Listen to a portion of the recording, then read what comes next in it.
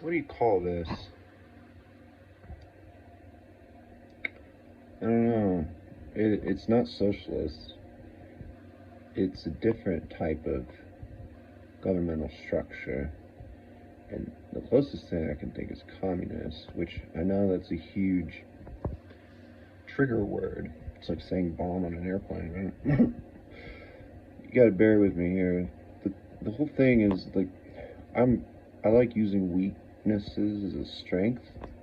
So if we look at inflation as a weakness in the economy for socialist and communist systems in other places in the world, and how they just completely drain up and control the system, what if we can use that as a strength in a completely isolated structure that would, if you could rework as a concept these things as inflation, but then you create an inflation of education and work ethic and to where more people can then come and have their diseases worked out, and it should create an inflation of cures and of studies. And I know I'm not making a whole lot of sense here, because normally I work out a lot of the variables before I make a video or even speak about something. It's just, if you could find the weaknesses of these other structures and use them as a strength to provide decency and goodness that can't impact the general function of society in general, that,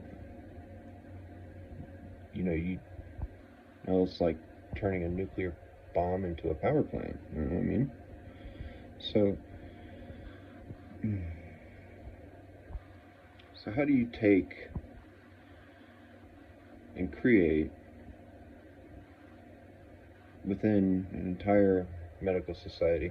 The best way I'm rationalizing it right now to further the idea is looking at Canada, right? So if we look at Canada as its own separate society in the United States, let's say that we are just one country now, and then you have a functioning socialist structure for healthcare of Canada, but yet how do you have a translation and exchange into the general economic structure for the majority of the people, that they aren't going to be impacted, but yet we can create a prospering structure of healthcare that, well, the whole point, as I mentioned in the other video, is that you would have more people coming in, and it would be competitive, except it's not competitive, it's just that there's a lot more people who aren't afraid to go and have themselves checked out. They aren't afraid to become, a new section in a book, while some people will ignore an illness and it'll just develop and develop and develop, that otherwise, if they had the extra money or the insurance, could go and, prevent this stuff.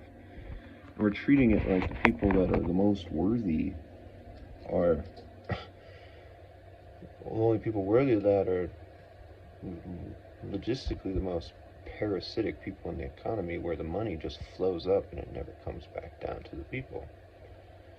Though, to be honest, people are not capable of governing themselves. We've demonstrated that in the pandemic. But aside from all that, so how do you do it? How do you create this isolated system? So like I said, you look at all of Europe, and Europe has all these different exchange rates, all these different countries, right? Of course, different local economies, and you have money that sort of covers it all. But trying that, and you have to like flip it upside down. The idea keeps evaporating in my brain.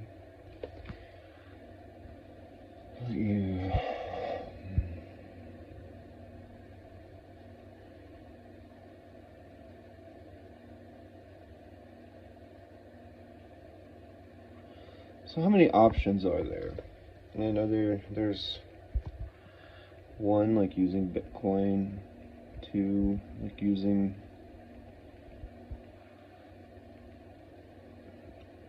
theoretical value, which was, I don't know if I ever posted that video either. I made so much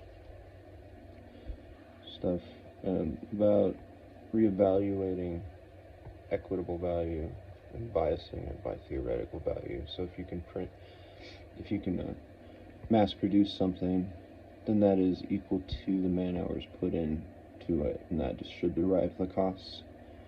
So that if you have, say, 10,000 CDs versus one man who can only carve one out of wood or something, you know, that if it takes 10,000 CDs in a mass production environment compared to just one person, that is relative. Okay, so then 10,000. So you take the price of the one, and then you divide it by 10,000, and that's the theoretical value. That technically doesn't really work. It's because we would rather create mass production, and we charge the same amount for an item, and then we make it more efficient to make them so that we can make more and then fabricate profit. There you go. Words. So, looking at healthcare, where you could create some sort of an exchange rate that is theoretically valued, so there's nothing physical to represent it until basically the work is performed, and that would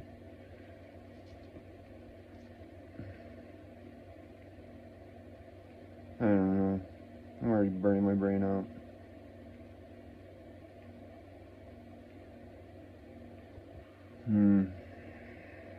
Maybe it's a stupid idea.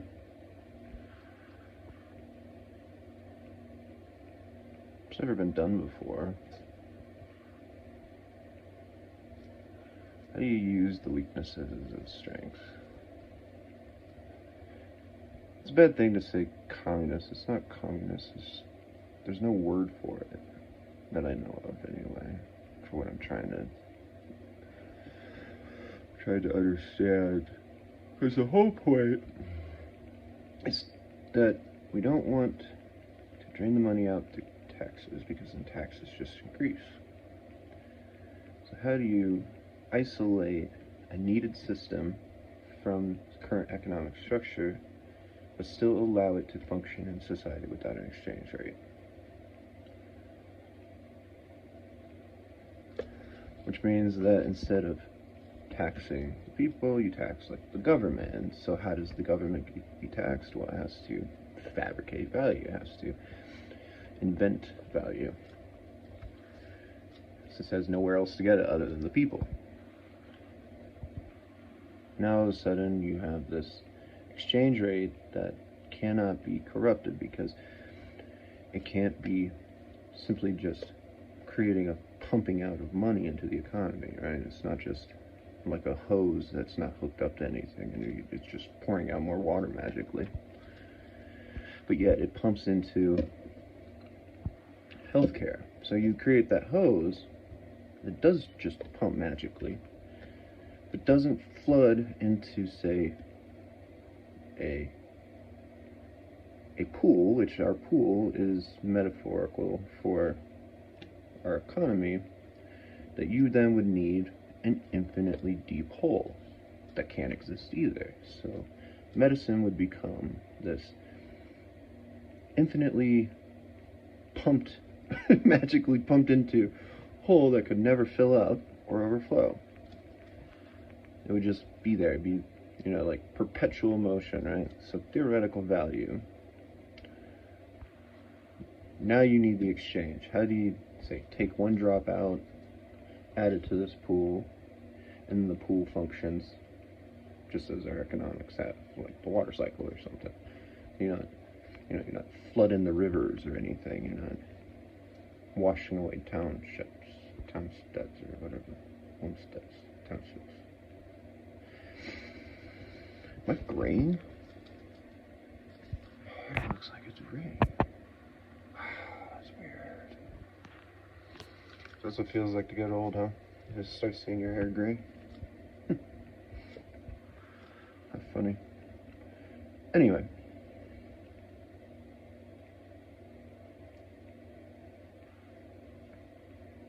Because you would still need that value, so that where does the money go, though?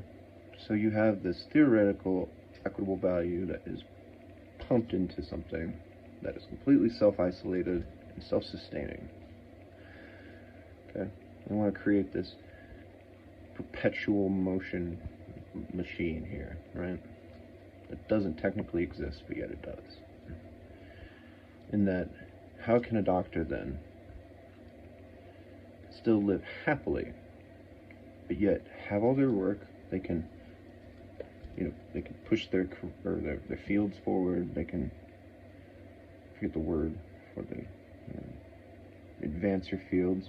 They can still advance their fields. Plenty of resources and money, but still, when they leave, become an actual citizen. That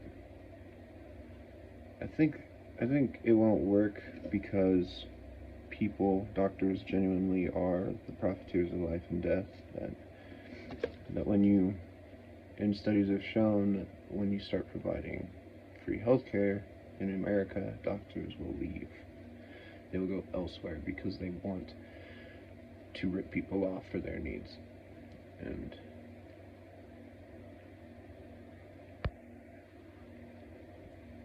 you got to keep the best of them.